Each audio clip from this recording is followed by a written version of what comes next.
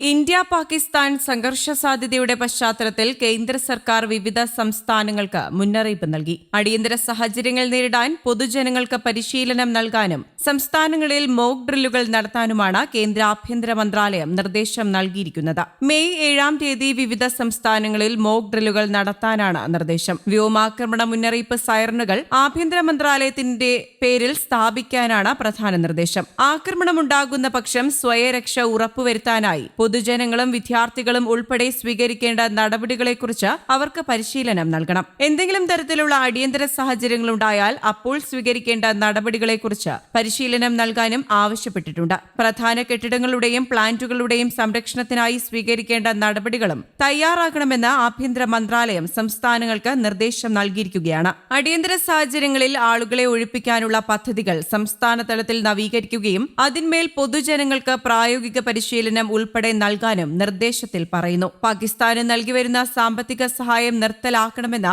Asian development ബാങ്കിനോട് India ആവശ്യപ്പെട്ടിട്ടുണ്ട്. ADB മേധാവി മസാത്തോ കംഡെയുമായി നേരിട്ട് നടത്തിയ ചർച്ചയിൽ കേന്ദ്ര ധനകാര്യമന്ത്രി നിർമ്മല സീതാരാമനാണ് ഇക്കാര്യം ആവശ്യപ്പെട്ടത്. ഇറ്റലിയിലെ മിലാനിൽ ADBയുടെ 58ാമത് വാർഷിക യോഗത്തിൽ പങ്കെടുക്കവെയാണ് ധനമന്ത്രി ADB മേധാവിയോട് ഇക്കാര്യം നേരിട്ട് ആവശ്യപ്പെട്ടത്. 2024 കണക്കുകൾ പ്രകാരം 53 വായ്പകളും 3 ഗ്രാന്റുകളുമടക്കം $9.13 ബില്യൺ പാകിസ്ഥാൻ ADBയിൽ നിന്ന് വാങ്ങിയിട്ടുള്ളത്. അതേസമയം ജമ്മു കശ്മീരിൽ ഭീകരർക്ക് സഹായം നൽകുന്നവരെ കണ്ടെത്താൻ നടപടികൾ ഊർജിതമാക്കിയിരിക്കുകയാണ് സുരക്ഷാ സേന. സംസ്ഥാന വ്യാപകമായി 2800 പേരെ ഇതിനോടകം കസ്റ്റഡിയിലെടുത്ത് ചോദ്യം ചെയ്യുകയാണെന്നും 90 പേർക്കെതിരെ കേസെടുത്തെന്നും കശ്മീർ IG അറിയിച്ചു. പൂഞ്ചിൽ ഭീകരരുടെ ഒളിത്താവളം കണ്ടെത്തിയ സൈന്യം സ്ഫോടക വസ്തുക്കൾ പിടിച്ചെടുത്തു. ഇന്ത്യ തിരിച്ചടിക്ക് ഒരുങ്ങുന്നുവെന്ന സൂചനകൾ സജീവമായി നിലനിൽക്കെ പാകിസ്ഥാൻ വീണ്ടും മിസൈൽ പരീക്ഷണവും നടത്തി. 120 കിലോമീറ്റർ ദൂരപരിധിയുള്ള മിസൈലാണ് പാകിസ്ഥാൻ പരീക്ഷിച്ചത്. പാകിസ്ഥാൻ സൈന്യത്തിലെ മുതിർന്ന ഉദ്യോഗസ്ഥരും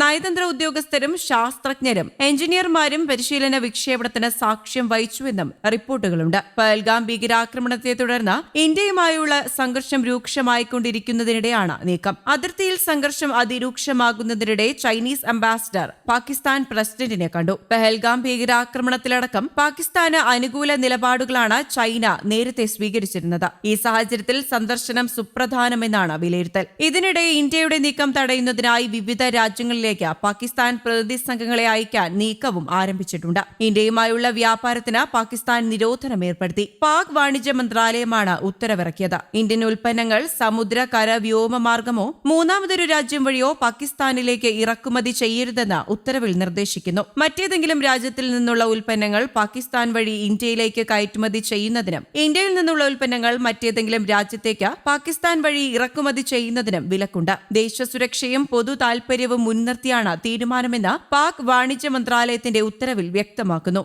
ന്യൂസ് ഡെസ്ക്, കേരള കൗമുദി.